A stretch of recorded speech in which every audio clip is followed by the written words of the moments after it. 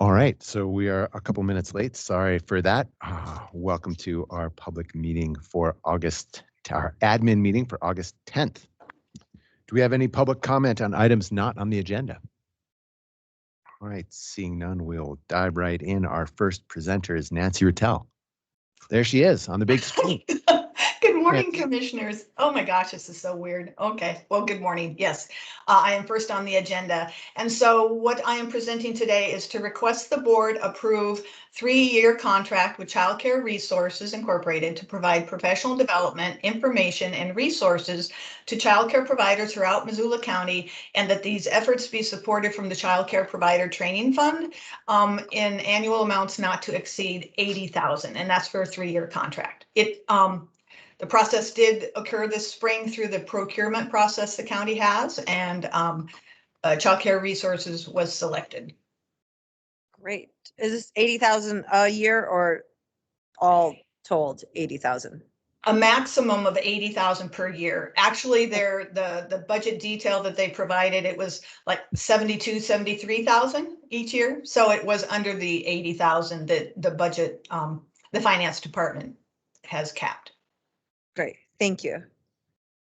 I think this is fantastic. So I motion to approve the 3-year contract with Child Care Resources. Great. Do we have any public comment on this? John Hart would be so proud. Yeah, I know he'd be so proud. Remember to tell him, okay? Thanks, man. I appreciate it. All right. Thank you. All right, all in favor? Aye. Aye. Thank you. Okay, thanks. Adrian, you're up next.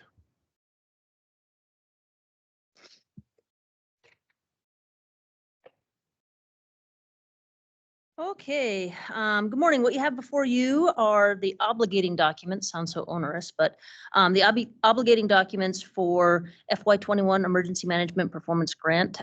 This is a pass-through grant that we receive annually from the federal government, passed through the state. As the name implies, it is intended to fund emergency management programs. And so we typically use this money, as we've put through in our application, to supplement OEM staff salaries. It's a 50-50 grant, $130,000 total. Fantastic. Great. And you said this is a performance grant? What's that mean? Emergency Management Performance Grant. It's a EMPG, as its acronym, is a FEMA program to enhance local emergency management programs. Gotcha. Okay. Yes, excited to authorize that the chair sign the obligating documents so we can receive these funds. Let's take that 130 grand from the feds to the state to us. Any public comment? Great. All in favor? Aye. Aye. Thanks. And Adrian's going to talk to us about Panic Button. Yeah, I'm actually filling in for Erica on this one, but as you may recall, we have Rave Panic Button. We've had it in service and deployed in Missoula County for, this will be 3 years now. It's an application-based system that allows for employees to notify not only the 911 center of potentially dangerous or emergency situations occurring in the workplace, so on the county campus in any of our county buildings, but it also is a way to do reverse notifications to employees in the event of a situation that they need to take proactive steps or action for. So Rave Panic Button is a suite of software that is complementary to our public emergency notification system, Smart 911 and Smart Prepare. And so it's just one component of that software for this particular application. Erica is proposing a 5-year term, which allows us a bit of a price break for the annual fee. I'm just scrolling through my apps here and I'm like, where is my Rave button? Oh, I should put it on my phone too. Bad commissioners. No, I did this with, yeah, go ahead. If this was on, this is a dumb tech question, I'm sorry. So, And I might Oh, not be I able have to it. There it answer is, right there with the exclamation point. okay, so if Juan's got this and let's say she's walking between these two buildings and some person gets really aggressive with her, can she just hit it right then, or do you need to be in a county building? That's a good question. And so when we create the geofence, another tech term for you, No offense. it not only includes the brick and mortar structures, but the space between them as well. So So like if you're out on the parking lot. courthouse lawn, or if you're in one of the parking lots, at the fairgrounds. Even at the, Yeah. do you have to be on, doesn't have to be on county property. You could be, Well, we have worked with County Risk and Benefits and the Safety Committee to identify what those geofences are, and Okay, some of that's them are fence. not, some of them are not contiguous, right? So we have I the see. fairgrounds over like here and, islands. exactly. The Geo Archipelago. Yeah. Paddocks. Paddocks. Yeah. Right. Well, thanks for that. Yeah. You bet. I'm glad you asked. I didn't know about geofences, so. Yeah, I didn't know that. I didn't even know that term. I motioned that the board authorize the chair to sign the Rave Mobile Safety Renewal application. Any public comment on this? All right, all in favor? Aye. Have we used it? in the 3 Yes, years? it has been used. Wow. You know, we've done a couple drills, and it still is a work in progress as far as getting it kind of rolled out to all county employees. Obviously, it's optional. We can't compel them to put it on their phone, so it's a continual kind of public education campaign that Kim and the Safety Committee have been working on. It's part of the new employee orientation. But it has been utilized to notify 911 of medical emergencies. Obviously, we Great. haven't had a situation where we've had to use it for its most intended purpose, which is in the event of an active shooter, because it will notify everyone in the building of what's going on. We've not had to do that, so that's good. Yeah. Thank you. Thank you. Anne, are you going to do these standard employment agreements? I am. The first one is a new employment agreement with a provider for 30 hours per week, and that is starting in November of this year. Just as a reminder, for this item and the following item, federal grants and sliding fee scale are what funds PHC, so we don't use property tax dollars to support Partnership Health Center. The second item raises existing provider salaries for the current fiscal year. So PHC uses a matrix to ensure that provider salaries are competitive within the market where they provide services, and these rates are inside the provider matrix. Great. Thank you. I motion that the board approve standard employment agreement with Leah Gordon. Can we do them at once, or these are two different? You can. Okay, I motion that we approve items 4 and 5. There you go. Go. Any public comment? Great, all in favor? Aye. Okay, let's get these people working. Any correspondence? Okay, so discussion items, the lighting the courthouse purple. Mr. Hauser. He's Yes, back. sir. How you doing? I'm back. How Oh. was your trip? Huh? Welcome back. Sorry, my screen I just lost you just a second. There you are. It was great. We had a wonderful time. Caught a lot of fish and Fish? yes, we did very well on the fish. So it was nice to get, Fantastic. yeah. Good for you. So this is the Open Aid Alliance that we talked previously about opioid addiction awareness, wanting to light the courthouse purple and do like a candlelight visual out in front of the courthouse on, I think, the 31st. So Brian West, I'm sure, is there. Has got a lot of information too. Yeah, what do we think on this, Brian? Well, commissioners, it's gonna be your call. You have control over the courthouse and its use. I believe. Or should Brian come You up? want to come up and? Do I want to?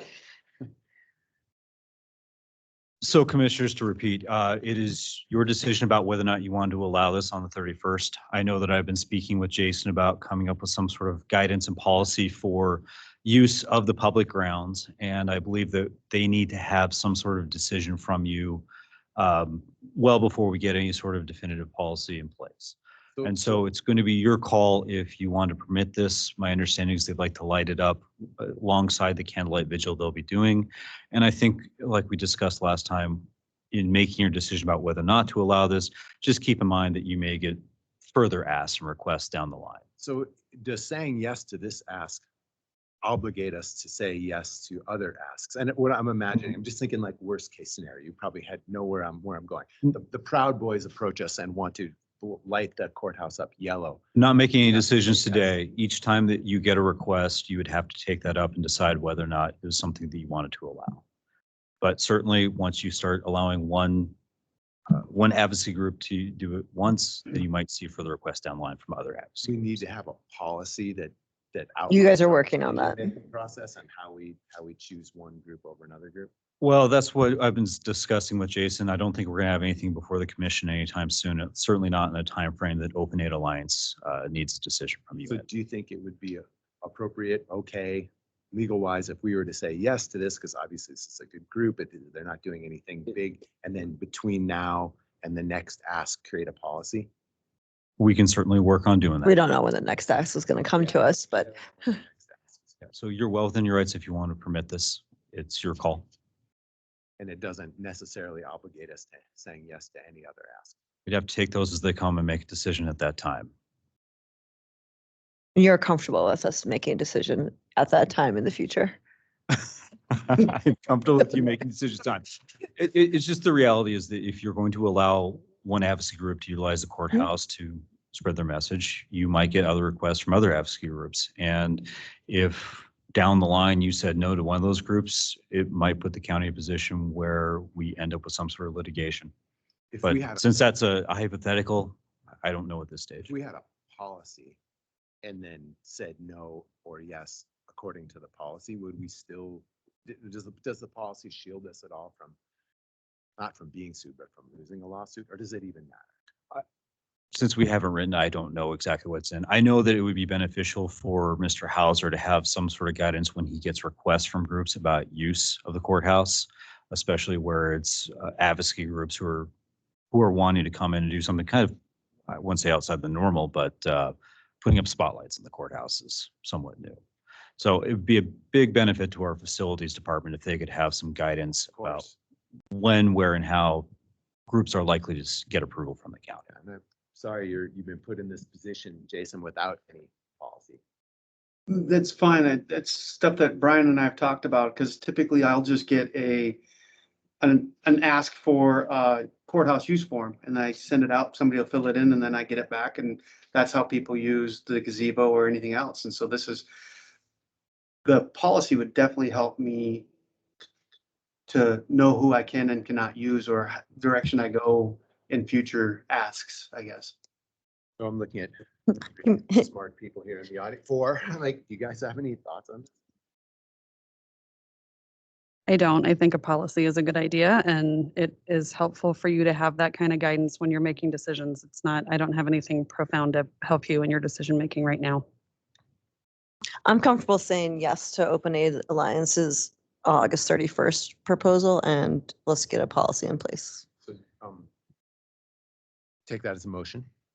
Oh, that will be my motion. No, we're not even making motions. No, I'm this is a discussion. I'm out of line. Right, right, sorry. Okay, so I'm down with it as well. And should we formally direct staff to create a policy? Yes, I think you have directed them to create a policy. Because you guys are. It's in the works. Yeah. Thank you. We're working on it. It's going to take some time to come together and For certainly sure. not in a time frame that works for this request. Absolutely. And whatever time you need, there's no house on fire here. Yeah. Yeah. Martin has his hand up. Oh, Martin. Hey, good morning, everybody. Good morning to you. Hey, I know this is probably an innocuous request by the Open Aid Alliance, but how would your, I guess, would it become a value decision, I guess, if the county were to have to consider a future request, such as Commissioner Slotnick's suggestion that the Proud Boys came or some other group? I mean, does it come down to values on the county's part, or is there a rule distinguishing who can and can't do this? I think that's part of the discussion and part of the crafting of the policy. Well said.